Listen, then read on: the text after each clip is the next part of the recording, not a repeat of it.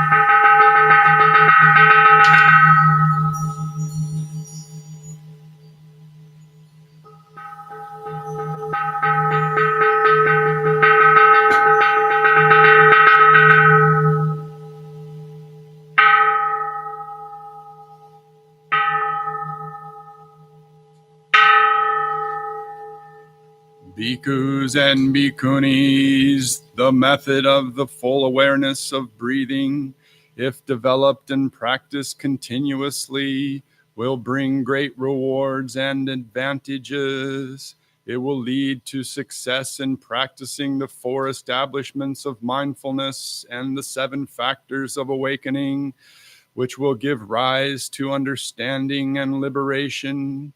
One practices as follows. The first breath. Breathing in a long breath. I know that I am breathing in a long breath. Breathing out a long breath. I know that I am breathing out a long breath. The second breath. Breathing in a short breath. I know that I am breathing in a short breath. Breathing out a short breath. I know that I am breathing out a short breath. These 2 breaths enable you to cut through forgetfulness and unnecessary thinking, at the same time giving rise to mindfulness, enabling you to encounter life in the present moment. Forgetfulness is the abundant absence of mindfulness. Breathing with awareness enables us to return to ourselves and to life. The third breath. Breathing in, I am aware of my whole body. Breathing out, I am aware of my whole body. This breath enables you to contemplate the body and be in direct contact with your own body. Awareness of the whole body and awareness of every part of the body allows you to see the wondrous presence of your body and the process of birth and death unfolding in your body. The fourth breath. I am breathing in and making my whole body calm and at peace. I am breathing out and making my whole body calm and at peace. This breath helps you realize calmness and peace in the body and arrive at a state in which mind, body, and breath are one harmonious whole. The fifth breath. I am breathing in and feeling joy. I am breathing out and feeling joy. The sixth breath. I am breathing in and feeling happy. I am breathing out and feeling happy. With these 2 breaths, you cross into the domain of feelings. These 2 breaths create peace and joy that can nourish mind and body. Thanks to the cessation of dispersion and forgetfulness, you return to yourself, aware of the present moment. Happiness and joy arise within you. You dwell in the wonders of life, able to taste the peace and joy mindfulness brings. Thanks to this encounter with the wonders of life, you are able to transform neutral feelings into pleasant feelings. These 2 breaths thus lead to pleasant feelings. The 7th breath. I am breathing in and aware of the activities of the mind in me. I am breathing out and aware of the activities of the mind in me. The 8th breath. I am breathing in and making the activities of the mind in me calm and at peace. I am breathing out and making the activities of the mind in me calm and at peace. These 2 breaths enable you to look deeply at all the feelings arising within you, whether they are pleasant, unpleasant, or neutral, and enable you to make those feelings calm and at peace. The activities of the mind means, in this case, the feelings. When you are aware of your feelings and can see deeply into their roots and nature, you can control them and make them calm and at peace, even though they may be unpleasant thoughts which arise from desire, anger, and jealousy. The 9th breath. I am breathing in and am aware of my mind. I am breathing out and am aware of my mind. The 10th breath. I am breathing in and am making my mind happy and at peace. I am breathing out and making my mind happy and at peace. The 11th breath. I am breathing in and concentrating my mind. I am breathing out and concentrating my mind. The 12th breath.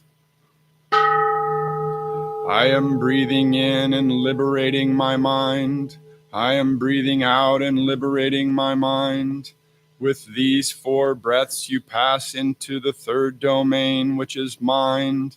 The 9th breath enables you to recognize all the states of the mind, such as perceptions, thinking, discrimination, happiness, sadness, and doubt. You recognize and observe these states in order to see deeply into the mind's activities. When the mind's activities are observed and recognized, you are able to concentrate your mind, making it quiet and at peace. This is brought about by the 10th and 11th breaths.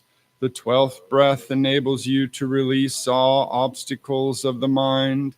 Thanks to illuminating your mind, you can see the roots of all mental formations and thus overcome all obstacles. The 13th breath.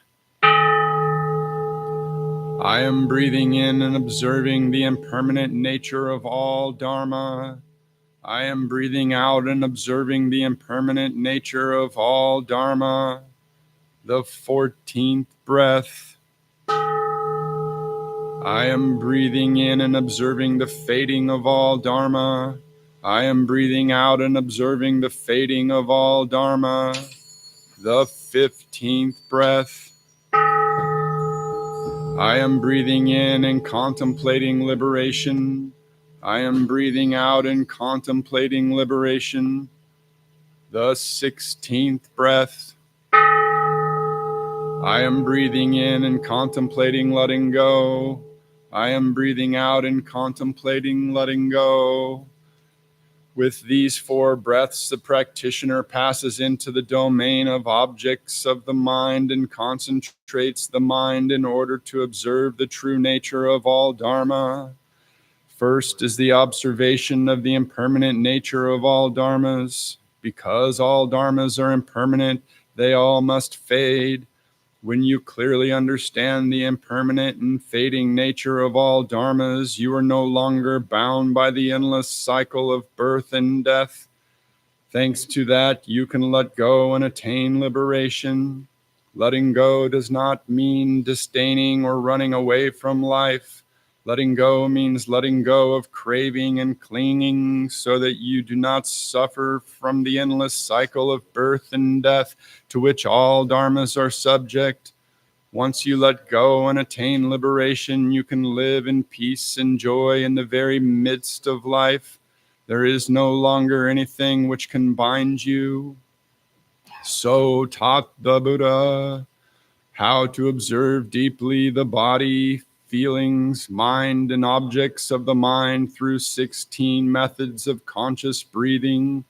He also applied the 16 exercises to practicing the 7 factors of awakening, which are full attention, investigating Dharma, energy, joy, ease, concentration, and letting go.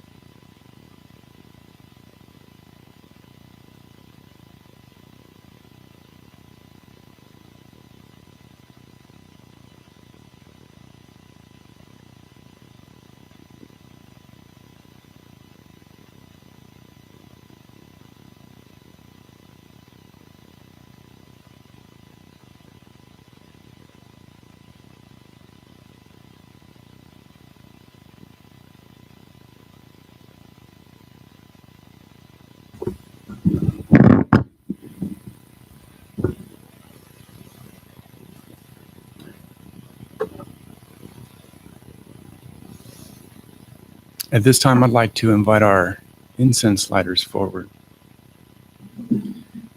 And while they're coming forward, if the rest of you would like to recite the incense lighting gatha with me, you can find it on page 2 of your chant book.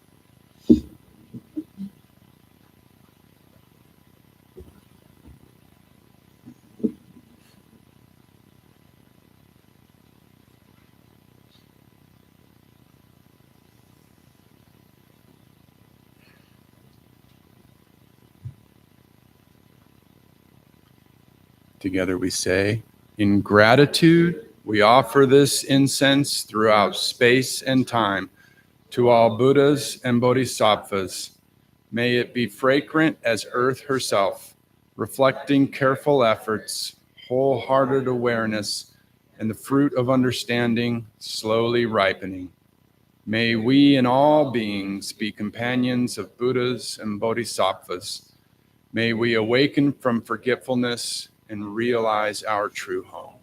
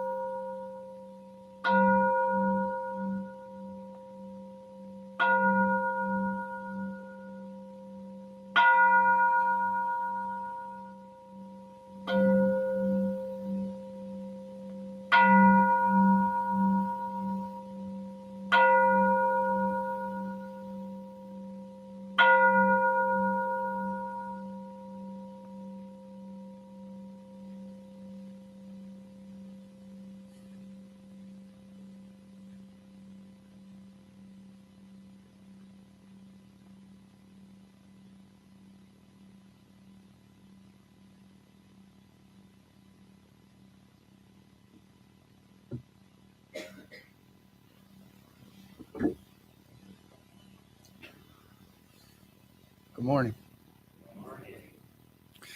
My name is Mūshō, and I'm a Dharma teacher intern here at the temple.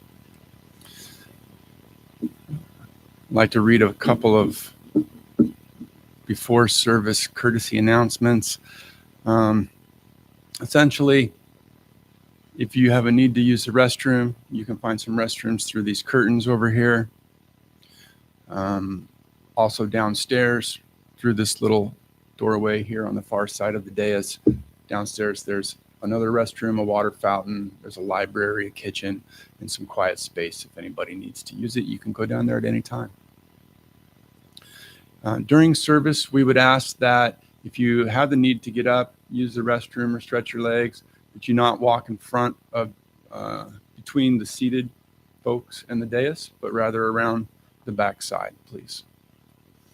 And with that, we will rise and greet each other with a silent bow.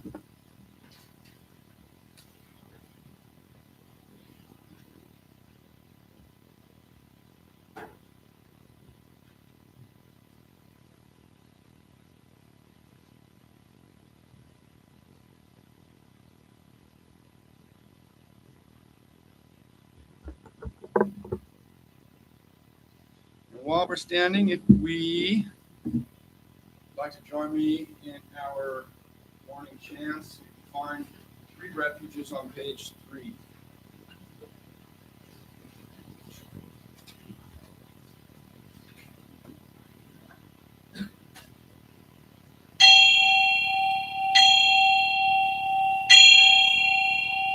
I go for refuge to Buddha, my deeply awakened mind, the living source of understanding and compassion, which must be cultivated to be known fully. I go for refuge to Dharma, the path of mindful living, leading to healing, joy, and enlightenment, the way of peace, which must be cultivated to be known fully. I go for refuge to the Sangha, the loving and supportive community of practice, realizing harmony, awareness, and liberation, which must be cultivated to be known fully. I am aware that the 3 jewels are within my heart. I vow to realize them. I vow to practice mindful breathing and smiling, looking deeply into things. I vow to understand living beings and their suffering. I vow to cultivate loving kindness and compassion, and to practice joy and equanimity. I vow to offer joy to one person in the morning, and to help relieve the grief of one person in the afternoon. I vow to live simply and sanely, content with few possessions, and to keep my body healthy. I vow to let go of all worry and anxiety in order to be light and free. I am aware that I owe so much to my parents, teachers, friends, and all beings. I vow to be worthy of their trust, to practice wholeheartedly, so that understanding and compassion will flower, and I can help living beings be free from their suffering. May the Buddha, the Dharma, and the Sangha support my efforts. May the Buddha, the Dharma, and the Sangha support my efforts. May the Buddha, the Dharma, and the Sangha support my efforts.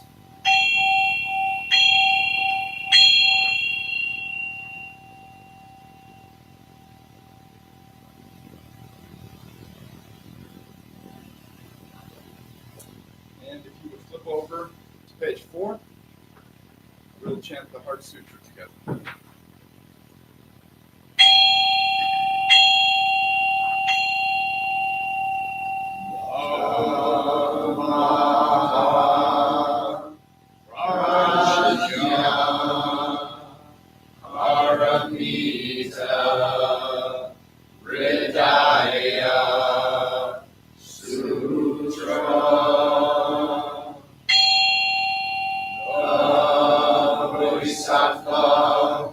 Of great compassion, from the deep practice of prajna,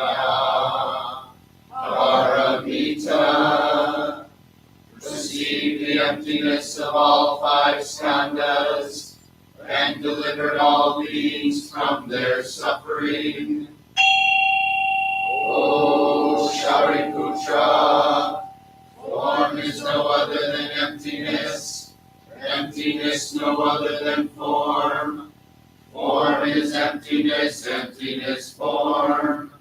The same is true of feeling, thought, impulse, and consciousness. O Shariputra, all dharmas are empty. They are not born nor annihilated. They are not defiled nor immaculate. They do not increase nor decrease. So in emptiness, no form, no feeling, no thought, no impulse, no consciousness. No eye, ear, nose, tongue, body, mind. No form, sound, smell, taste, touch, or objects of mind. No realm of sight. No realm of consciousness. No ignorance, nor extinction of ignorance. No old age and death, nor extinction of them. No suffering, no cause of suffering, no cease from suffering, no path to lead out of suffering, no knowledge, no attainment, no realization, for there is nothing to attain. The Bodhisattva holds on to nothing but prajna. Paramita. Therefore the mind is clear of any delusive hindrance. Without hindrance there is no fear. Away from all delusive views, one reaches final nirvana. All Buddhas of past, present, and future, through faith in prajna, Paramita, attain to the highest perfect enlightenment. Know then the prajna, Paramita, is the great Dharani, the radiant, fearless mantram, the utmost supreme mantram, which is capable of allaying all pain. This is true beyond all doubt. Proclaim now the highest wisdom, the prajna, paramita.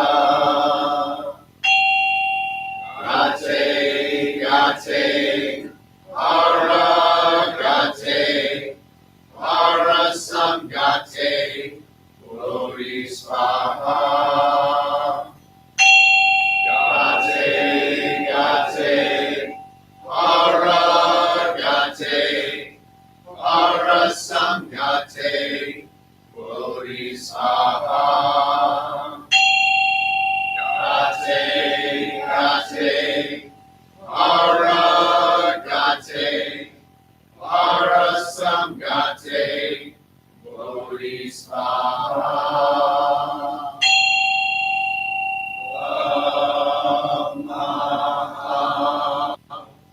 Prajna Paramita Hridaya Sutra.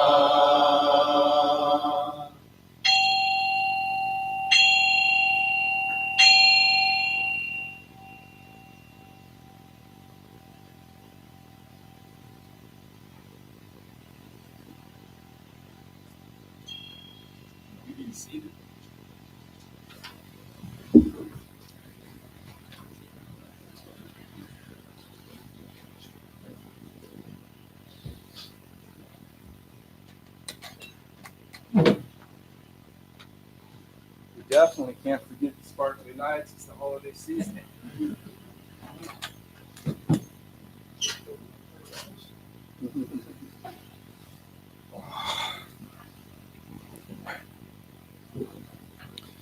Well, good morning again. As I said, my name is Mūshō. I'm a Dharma teacher intern here at the temple. Now, I think a good number of you might be like, wait a minute, we know this guy by a different name. Some of you might be like, oh, not another name change, right? Like the Buddhist names, they're so strange. Everybody's always changing their name, calling themselves something different. Like, I can't follow along. I'm not sure what this is all about. Well, for the last couple of years, I would say that I have gone by the Dharma name, Nasanskara. Also not my government name, right? But a name given to me when I took the precepts here at the temple some years ago, and given to me by my precept master, because I took the precepts in the temple's lineage or in the school of the temple.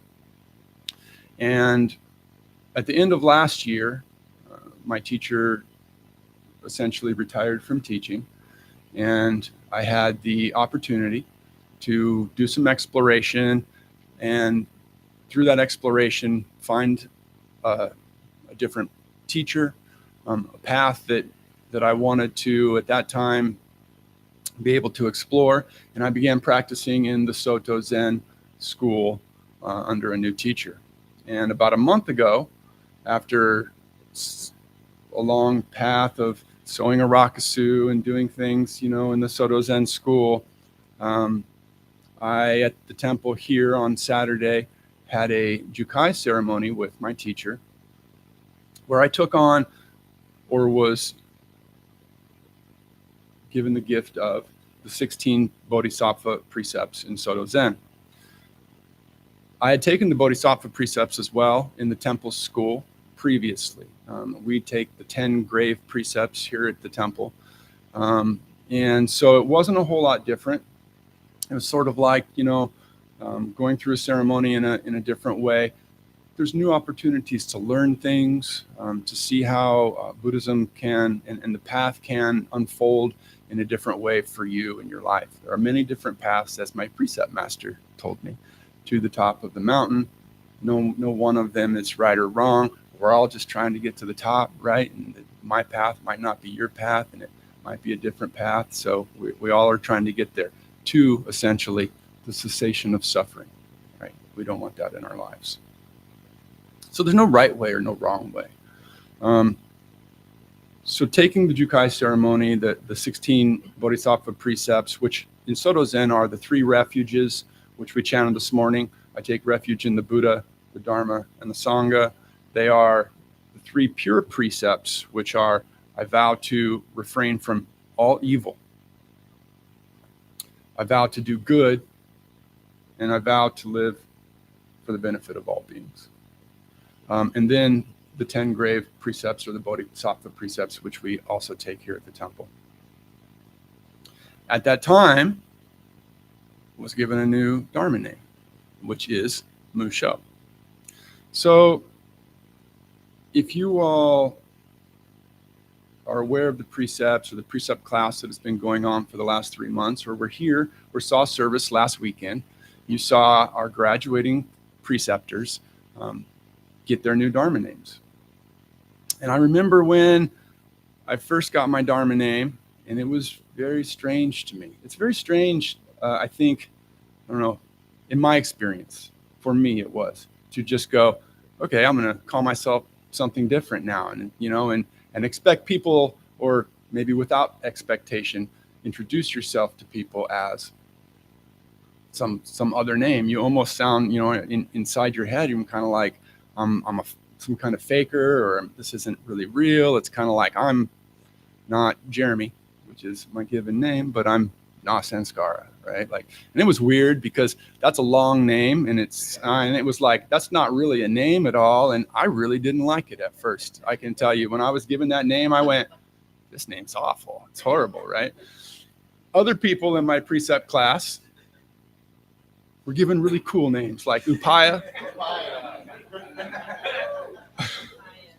Upasaka, things like this, right? And I got Na Sanskara, and I was like, it came in two. It was Na, and then Sanskara, and I'm like, it's a couple of words. It's not all together. So I didn't use it for quite some time in the beginning. But at that time began this exploration. I learned that in Sanskrit, most often you don't divide the names, even though it's two Sanskrit words. Na meaning the negation of, sanskara, which is the fourth skanda. It translates as mental formation, or actually, sanskara is our impulse to, it's our, trying to explain, I sound like I'm stuttering over myself. I've had the name for like 3 years. Exactly. It is. Our sanskaras are our mental formations from our past, from the things that have happened to us, from the things that we've experienced that can then dictate our future behavior or our future actions. So thus, impulse. It's reactionary mind. They are our reactions in this way. So Na meaning the negation of, name was given to me as no impulse. I did some exploring on it. The no impulse part also, right away I began to learn about the Heart Sutra, because it comes from the no form, no feeling, no thought, no impulse, no consciousness. Those in the Heart Sutra are the 5 skandhas, which are the aggregates or piles taught in Buddhism that sort of make up our experience, who we are and our experience of the world, these sanskaras. The fourth one, skandhas. The fourth one being sanskara is where karma is stored. So everything that I take then from all the experiences I've had in the past, and then that allow them or not allow them, as it were, to dictate my future behavior. And as I began to learn about that name and its relation to the Heart Sutra and its relation to me, I began to see that it was really a wonderful gift for me. Around this time, I had a conversation with Kunga, and I told him I was kind of uncomfortable, he's like, are you using your Dharma name? And I'm like, well, it's kind of weird. I don't know if you've heard it, right? But he said, every time you tell someone your Dharma name, it creates a moment of mindfulness, because it's hard to pronounce, it's strange, it's this odd thing, and we all have to stop and go, wait a minute, what did you say? And I really, really liked that. And he encouraged me to begin using it, which I did at that time. And the other part of this too is that it was a gift personally for me, because when going through the precept class, you have a teacher or teachers, as it were. You do a lot of journaling and things, and you're in group, and they begin to learn about you a little bit. And so they give you this name based on learning about you. And if you were here or heard Kunga say last week, it's really has 3 meanings. It is the actual literal meaning of what it translates to in Sanskrit, which was no impulse for me, and Na Sanskara. It is the second meaning, what a teacher could see in you, or also the third meaning is kind of the aspirational nature of this, what you can learn from, work toward, aspire to embody in the future.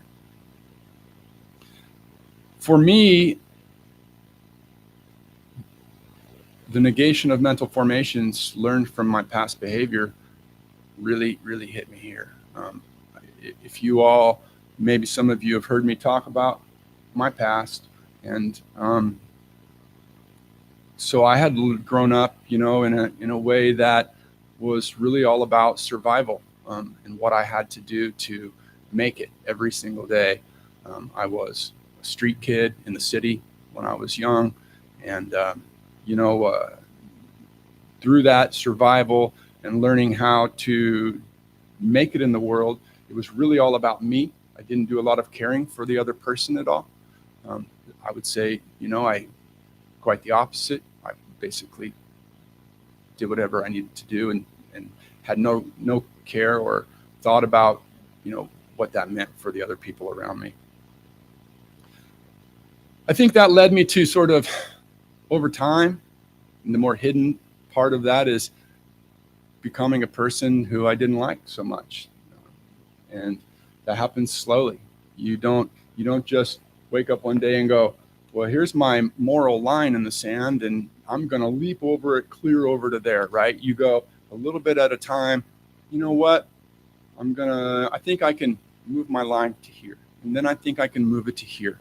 And before long, you might wake up through that action of moving that line and realize that you're someplace and somebody that you don't recognize anymore. And that's what happened to me. And then, of course, when we began really not liking ourselves, we began to try and escape from that. So I escaped from that through drug addiction, and not wanting to be in the present moment, not wanting to be who I was, where I was, or look in the mirror so much. So the name Nasanskara, hey, you don't have to let these things from the past and all the ways and forms that you learned dictate your future. I almost get choked up. You just don't have to do that. You can be something else. You can be someone else. And I just didn't even know I had the opportunity to do that. So when I took Jukai in the Soto Zen school, my teacher, who is Sunshin,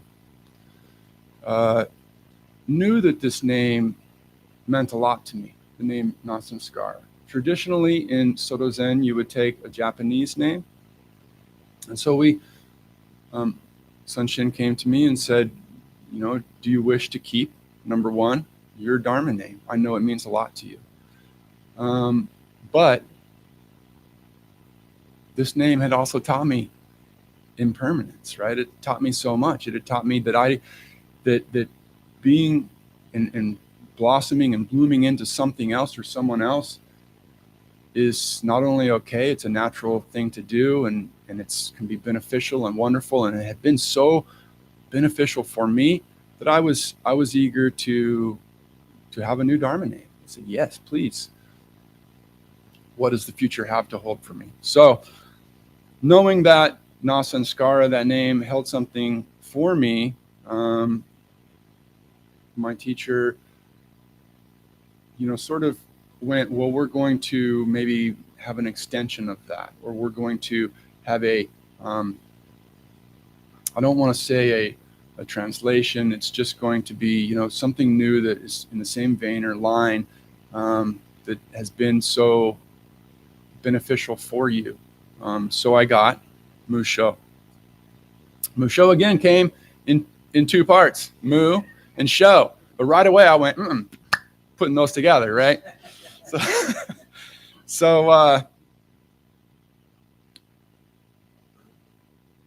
Mu was translated to me, written on the back of my rakusu, as beyond. And Shō, S-H-O, is form. So the name Mūshō is essentially beyond form. So it is, again, maybe a derivative, maybe an extension of the original meaning of my original Dharma name in that way. I went home immediately and I'm like, I'm diving into this name. Where are we at? So Mu is non, can be, or none, or nothing, or nothingness, or beyond. So in that way, it's similar to the negation of from Nasanskara.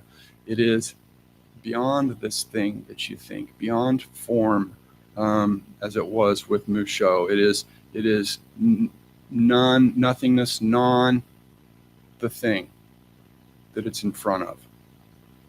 It comes from, or I should say this, was made popular by by Case 1 from the Gateless Gate, which is a collection of koans from the 13th century during the Song dynasty. A koan is a poem or a saying or something that perhaps a teacher will use to jar a student's mind. They're familiarly like, what is the sound of, or what is the sound of one hand clapping? That's maybe the most popular koan. If a tree falls in the forest and no one's there to hear it, does it make a sound? This is a koan. These are things, they're contemplations that are made to maybe bring about a moment of awareness for us. So the first koan on the Gateless Gate, which is this collection from the 13th century, is: a monk asked Joshu, "Does a dog have Buddha nature?" Joshu answered, "Mu." M-U. So I will say that as much as I'd like to give you all the explanation of what that means, people have been studying it since the 13th century. Okay, and I certainly am studying it now and learning, what not just that koan means, but what that part of my name means, what it means to me. I really liked, during this study, I found a priest from Soto Zen, from the San Francisco Zen Center, Reverend Shorin, who had a quote that I wrote down that I would read that I liked a lot. Joshu's response of Mu slices through the student's attempt at arriving at an intellectual certainty where he can say, "Now I've got it." This is what the student's looking for. You ask the question, and as you all have heard me say about, asking the question of my teachers in the past, when I ask the question and they give the answer that is often frustrating, like, what does it mean to you? Or maybe like, Mu, right? So this is for us to kind of go and contemplate and figure it out. This striving for progress and attaching to a fixed understanding are indeed barriers to passing through the gateless gate of Zen. When we think we know something, a dog has Buddha nature, or a dog does not, we, as Muman says, are dead on the spot. Muman is the monk in the 13th century that compiled this work of koans, the Gateless Gate. So he says, when we think we know something, we're dead on the spot, right? And this goes to what I have talked about in the last couple of months about maybe setting down our conceptualizations of what we think reality is, holding the truth with an open hand, holding to no opinions for or against. These are things that Zen and Buddhism implore us to strive toward, right? Hey, maybe you don't have the answer. Maybe the reality that you think it is reality. Maybe it's not. Maybe someone else's ideas of that are closer to that, or maybe neither. Maybe there's a different ultimate reality that we all need to wake up and be a part of, witness, or see. So again, breaking through our conceptualizations of what is, setting down our notions of this and that, or as Muman says, what we think we know. So Sho, the second half of my Dharma name, is form, or essence, or formation, or mental formation, or elephant. When I looked it up online, there were a lot of Sho means elephant. All right, so in Japanese, there's a lot that has to do with context. So it really is, again, form, essence, formation, or Mu being beyond. Maybe I'm beyond elephant. Okay, so this is for me to discover in my name. It's for that practice that I can go and then dive into, and this is just the beginning for me. It's been so beneficial, as I said. So this name of mind, meaning beyond form, beyond conceptualization, maybe of who I think I am, or maybe my past, or maybe, a lot of different things, really also is kind of like the practice of Dharma names in general. We have our name that we were given at birth. We have this idea of who we are as a person. All of these things are really fixed ideas that we have in our mind. And when someone comes up and they say, they shake that a little bit, or maybe use this other name, it's so strange. It's very difficult for your mind. You can't almost set it down, right? But as I was thinking about this and thinking about all of the things I'd learned and the things I'd learned from my past, and I had this idea too that, like, of course, our suffering, as we talk about, always comes from the grasping. It comes from our clinging to what we think we know, or clinging to, these things, and that create suffering in our lives. Excuse me. I, for years and years, had determined that I was a bad person, or that I was no good. And I clung to that so hard. And when people would ask me about my past, I would say, this is who I was. I was a bad guy, And now I'm learning to not be, and learning to turn that over. But even in that sort of idea of where I had been and where I had come, I'm still clinging to this thing that I was a bad guy. And I thought to myself, well, why didn't I cling to a different part of myself? Why didn't I cling to the part of me that loved my children more than anything in the world, right? I probably did that more than I was a bad guy. Oftentimes we pick out certain things, we label them as our reality, and we cling to them and cause suffering in our lives. And we don't have to do that. And you don't have to have been given a Dharma name to have that in your practice. You can see it. You can make this a part of your practice, now, and see that maybe who I am, maybe who the other person is, maybe who the guy that cut me off in traffic, maybe who my boss is, my neighbor, maybe what the world isn't exactly what I see, what I've made it, what I've clung to. It's causing me to have these mental formations, these ideas about what reality is.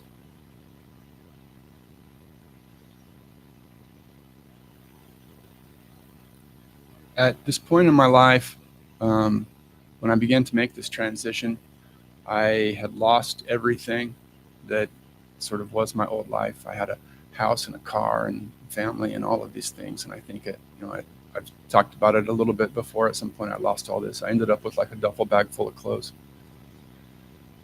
And through the rebuilding, I learned at that time that you never know what the future may hold. You never know what's going to go on. And so when I started a new relationship with my current wife,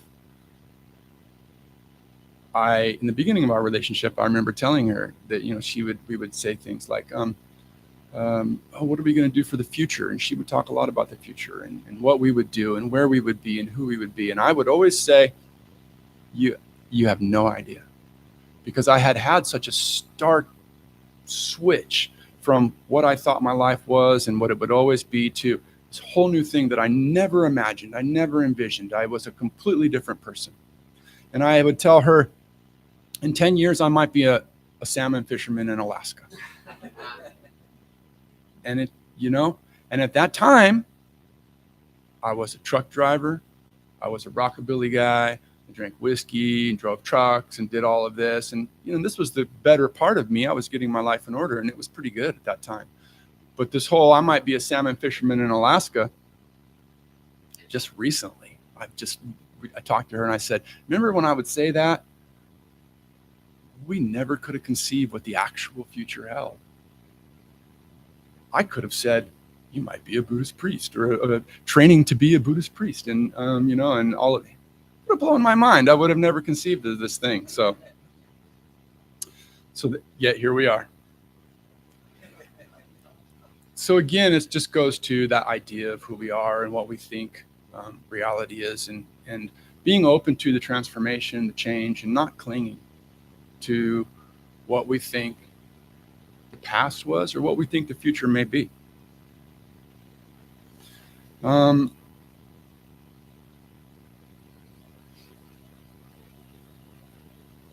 preceptors graduated last week, and if you saw or were a part of the service last week, you would have seen them given their new Dharma names. Names like disciplined practice, or ocean wave, no awakening, right mindfulness, cultivating selfless love, right livelihood, wise contact, Dharma river.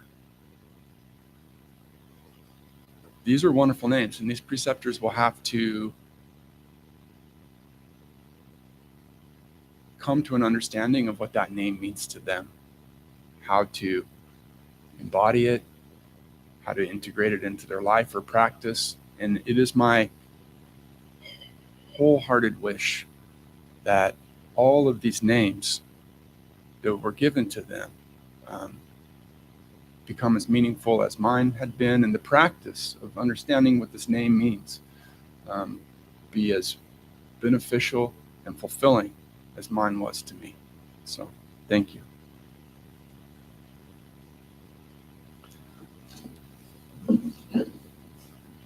We'll dim the lights for a moment of meditation. I think it's that time. It is that time. Get comfortable for meditation, and we'll sit for just a few moments.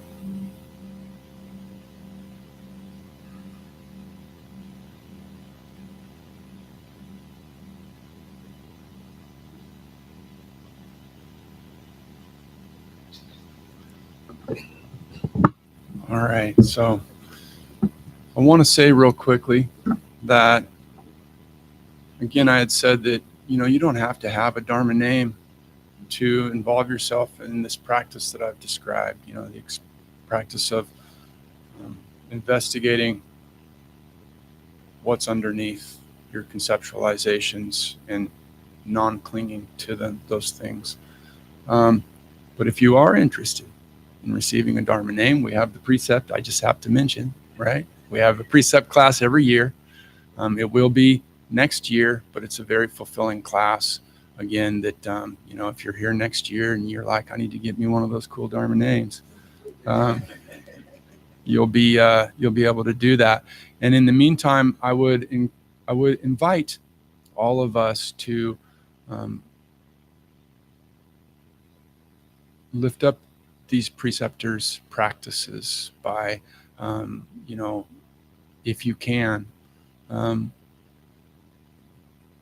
taking part in the practice of the usage of their Dharma names. It's going to take them some time to figure out the pronunciation. And if they're trying to tell you what their name is, it's going to take you some time to figure out the pronunciation and to remember it. And it creates this sort of awkwardness. And we go, that's weird, and I don't want to use it. I'm just going to call you John, right? But again, as Kunga said, it creates a moment of mindfulness. So I would invite you to take part and be a part of that preceptor's practice, and it becomes your practice as well. And with that, Kunga texted me this weekend and said, you know what we forgot last week during the ceremony was we forgot to allow these preceptors a moment to talk about, if they desired and if they wanted to, what that precept class and what the experience of going through that for 3 months, once, every Sunday, what that meant to them. And so right before we do joys and concerns, I'm going to do in the same style by taking the mic, and I can use mine or we can pass one around. If you're a preceptor, you would like to say a few words about what the precept class meant to you, and you're here, of course you don't have to, but now's your opportunity. I would say, let's do that. Raise your hand and the mic will be brought to you. And then maybe, you can let us know what is your Dharma name and maybe what the meaning of it is.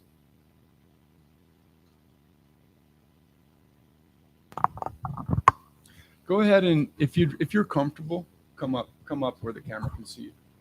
Cool.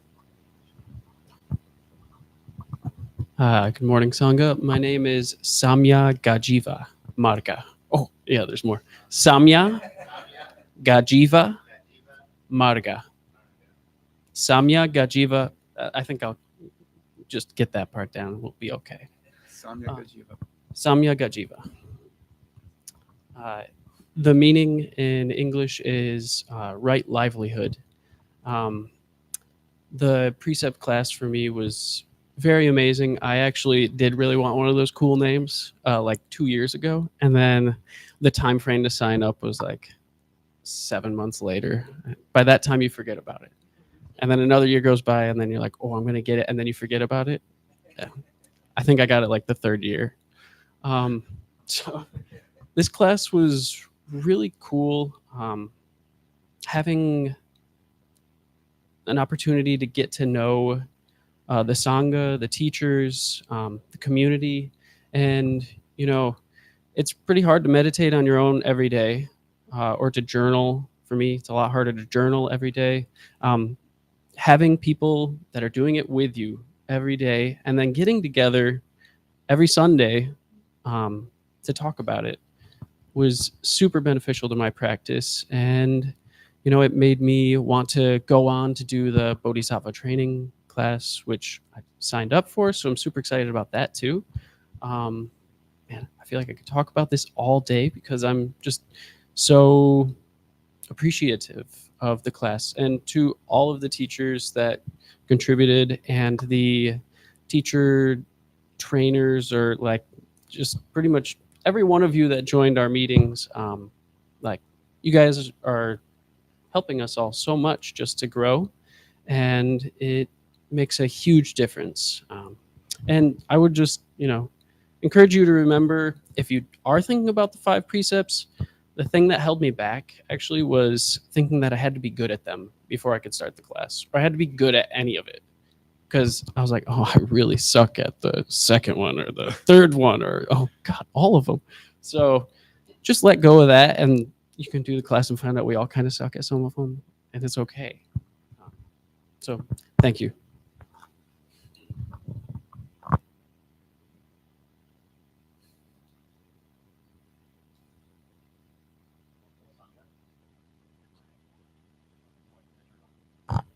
Is it on? Yeah, there we go. The Dharma name that I am currently inhabiting awkwardly is Vrata Sthiti. Vrata Sthiti, yeah. Which means discipline practice, or as I found, Sthiti can also mean the as moments arise and then sort of become the current moment and then dissolve. Sthiti is that middle part, which I'm actually kind of excited about. The precepts class was more transformative for me than I had planned for. So I thought it was kind of a learn some stuff and then out. And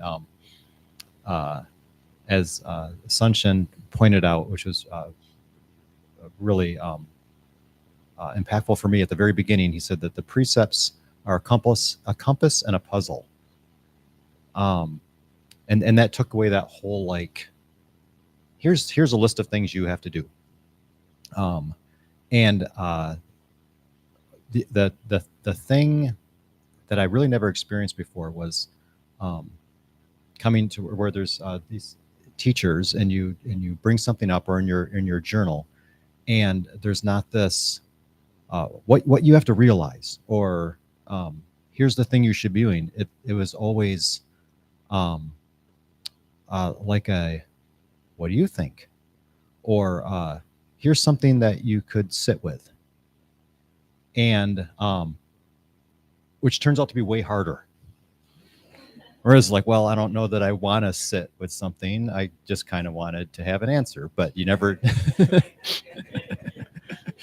you don't get that. So anyway, that was huge for me. And so I would encourage anyone to try it out. It's really, it was amazing. Thanks.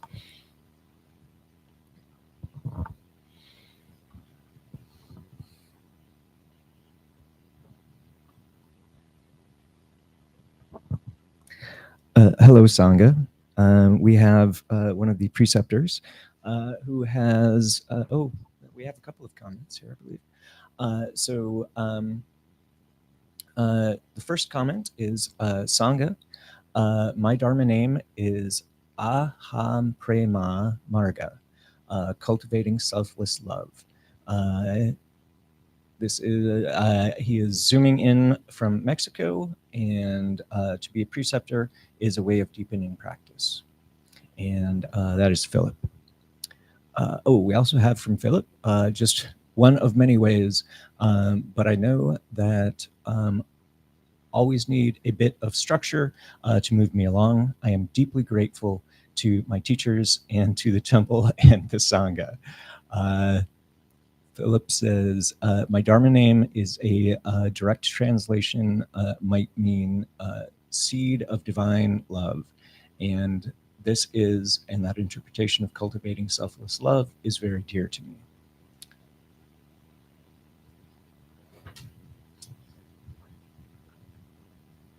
We also have another Sangha member who mentioned, good morning, Aham Prema. Your new name is wonderful. So those are the online comments. Yes. Hello, Sangha. So my new Dharma name is Samyak Smriti Marga, or I think Smriti might be the pronounceable way to go with that. But yes, it means right mindfulness path. And it means a lot to me. the entire preceptor class meant a great deal to me, and I thought it was a really wonderful experience. And anyone interested in deepening your practice, I highly encourage it.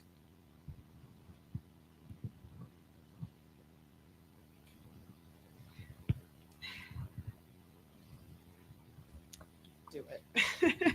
Hello, Sangha.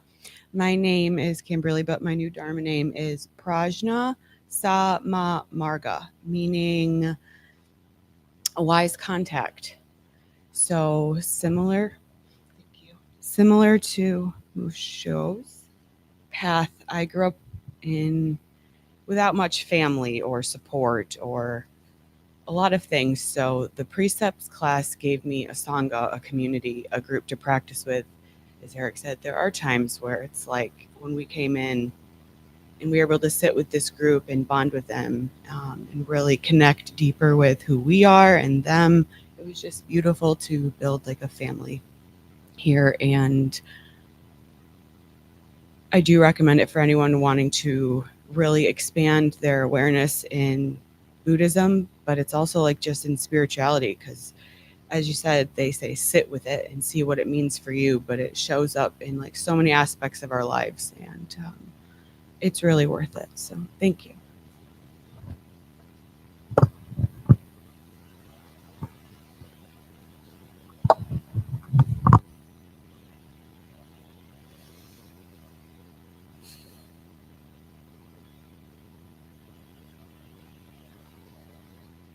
Okay.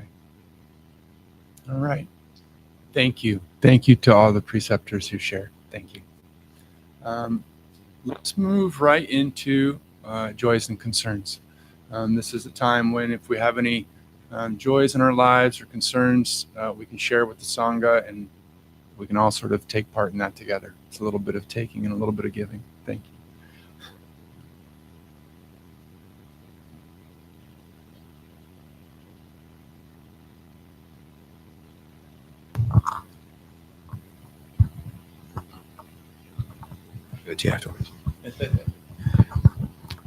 My name is Sunshin, or Horaiju Sunshin, and I guess we're doing names.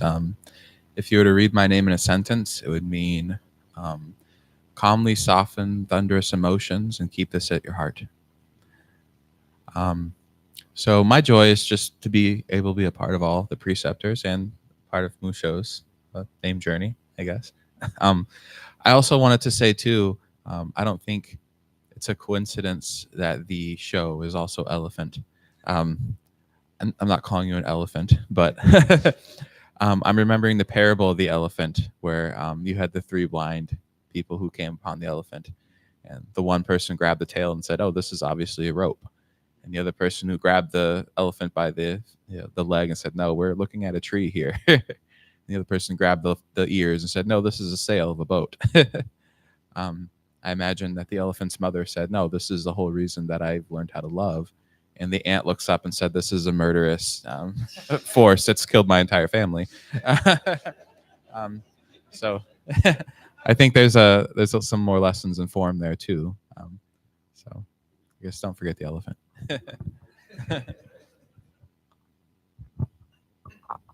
Good morning, Sangha. My name is Shane.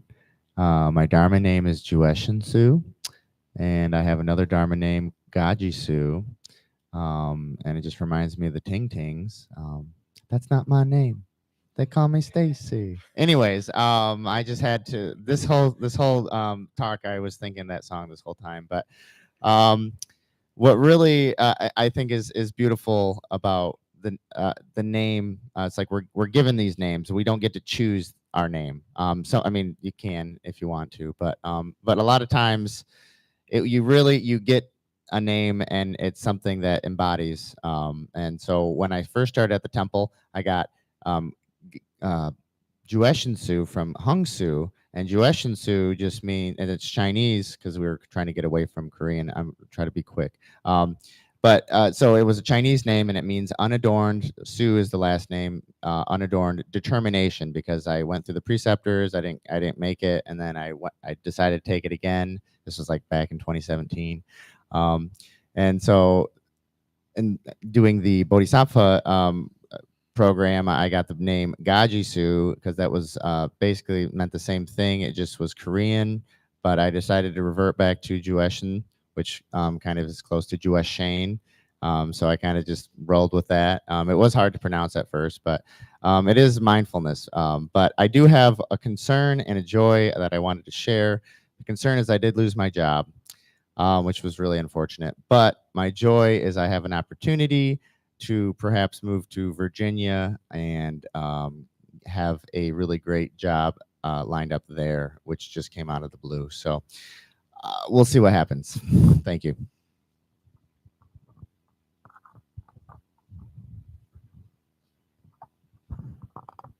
Hello, Sangha. Hello, Sangha. Nandapula Baba here.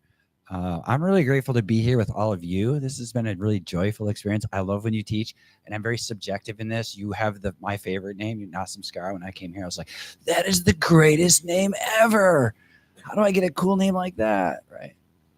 Mūshō, sorry. Yeah, for me, my name means joy, and we can create our own name without telling the people the names. I prayed for the name Joy and got the name Joy. So it does work, I guess. Creator of my own experience. I don't know if it works that way, but I like to believe that. Anyway, I'm really grateful to be here. This has really been a joyful experience. I love when you teach. It means a lot, and it really has me reflecting on what my name means and where I'd like to explore that, and how I embrace that, and how that really is a part of my practice, because joy is my practice. Anyway, that's all I have.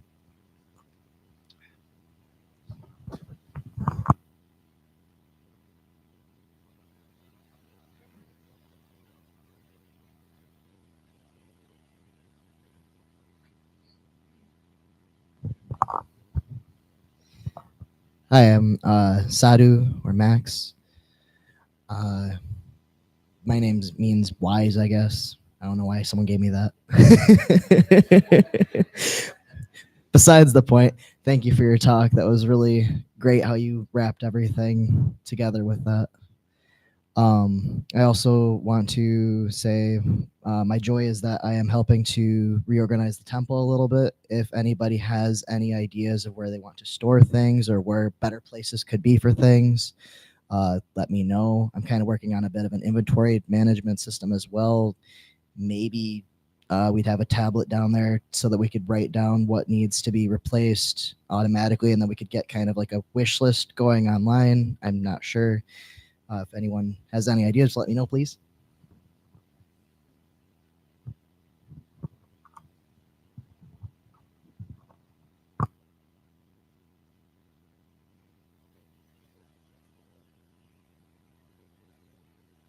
Okay.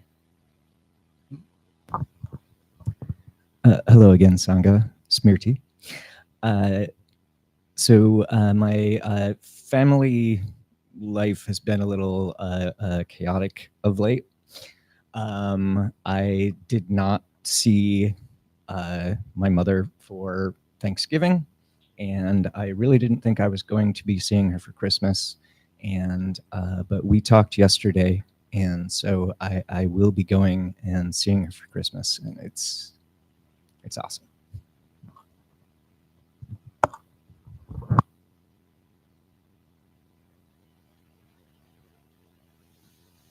Okay. Thank you all for sharing your joys with us and your concerns as well. We're going to take just a moment to hold those joys and concerns in.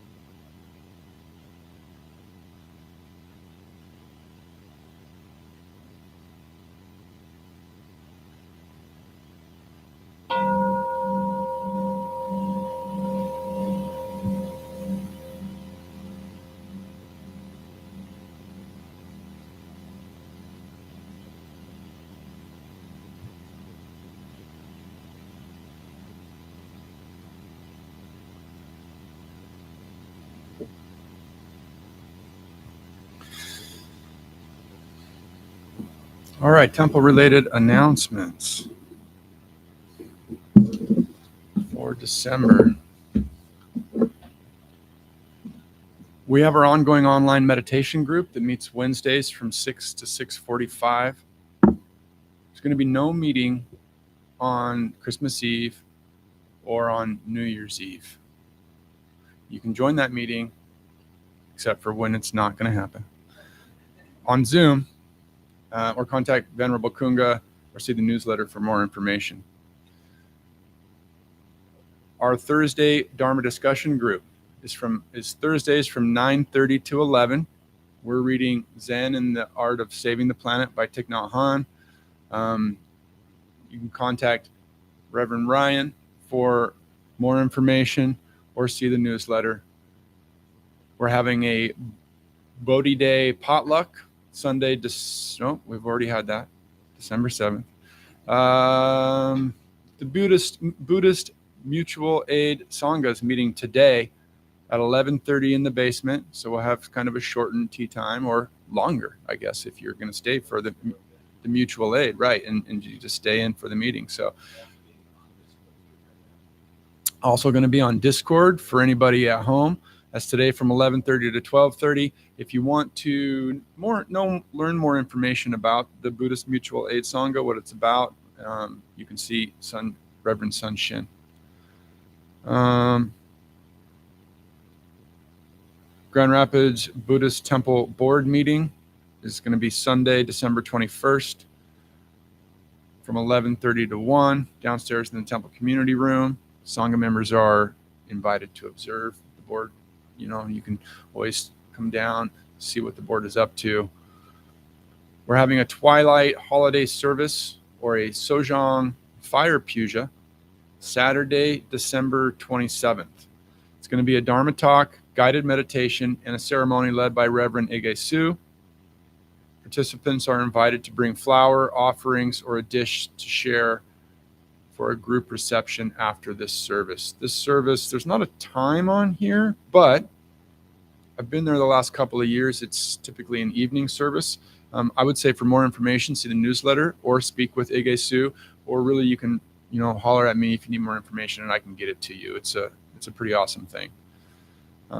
Bodhisattva training is going to begin January 3rd, goes through August 2nd. It's the first Saturday of each month from 7:45 a.m. to noon. So it's only once a month, 7:45 to noon. Receiving the Bodhisattva training represents a deepening commitment to the cultivation of the Buddha Dharma, this tradition, and this temple. Students who wish to follow the Bodhisattva path commit to observing the 10 great precepts and cultivating the 6 paramitas. We also have our Buddhist-based recovery meetings. Mondays, 6:30 for meditation, 7 p.m. downstairs at the temple. Wednesdays, 6:30 at the Alano Club on 1020 College Ave. Fridays, 10:05 for meditation and 10:30 downstairs in the temple or on Zoom. For more information on the Buddhist-based recovery meetings, please speak with Reverend Juashin Su. All of the event details can be found on our website at zengr.org or in the weekly newsletter.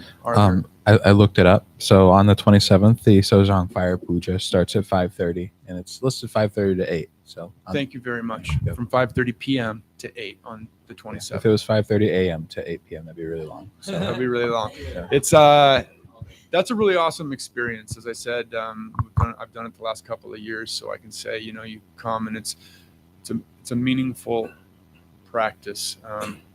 We write stuff down on paper and we burn it, and there's more to it, but I won't get into it. I'll let you either come or get the information from Reverend Ige Su so I don't give out wrong information. Are there any other announcements?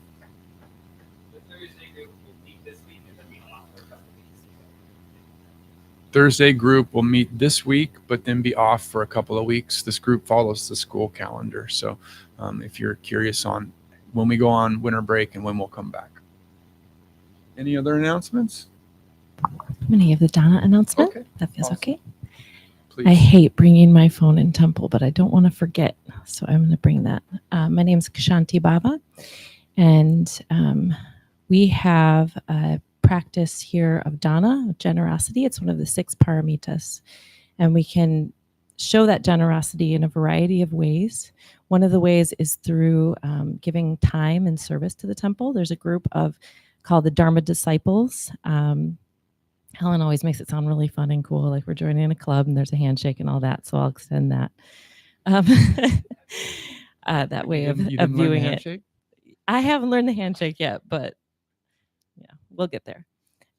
So if you're interested in showing up for that, you can put in your availability every month, and then someone makes a schedule, and so you can help with incense or clean the bathrooms, trash, watering the plants, things like that. You can also donate items. There's a list of items that is needed on the bulletin board. Is that still the case downstairs? I'm not sure where the list of needed items is located. I wasn't sure about that either, but you can ask anyone in gray if you want more information about that. And also everything here in the temple runs by volunteer. So nobody gets paid for anything that happens here. But we do need financial donations to keep the lights on and keep things running here at the temple. So if you're interested in donating that way, there's dana boxes, the little black boxes here and downstairs and up at the front. Cash or check to the Grand Rapids Buddhist Temple. There's also QR codes on that go to PayPal. And it's, this is the part I always mess up. It's zengr.org.donate is if you'd like to donate on PayPal. And there's also a link at the bottom of the Zoom. So I believe that's all. Thank you. Thank you. One more real quick thing. If you were in the graduating precept class and did not get a certificate folder for your ordination certificate, we now have, and I have these red folders for you for that certificate. I gave them to a few of the preceptors today. If you're here today and didn't get one, come and see me. If you're watching online or in the future, come and see me. We have these now, and I want to get them to the preceptors so that they can put their certificate in there for safekeeping. We can now please stand, and we'll recite our closing gathas.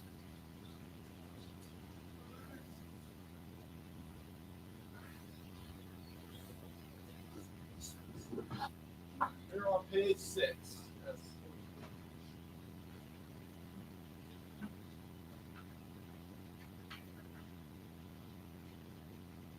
For all unskillful action ever committed by me since of old, on account of my beginningless greed, anger, and ignorance, born of my body, mouth, and thoughts, now I atone for it all. Vast is the robe of compassion, a formless field of benefaction. I wear the Buddha's teachings for the benefit of all sentient beings. All beings, one body, I vow to liberate. Endless blind passion, I vow to uproot. Dharma gates without number, I vow to enter. The great way of Buddha, I vow to attain.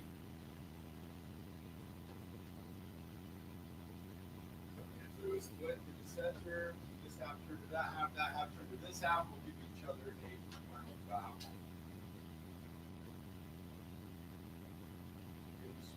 Wonderful. Thank you very much. As we leave, if you could please straighten your cushion, put it back the way you found it, and someone will come along.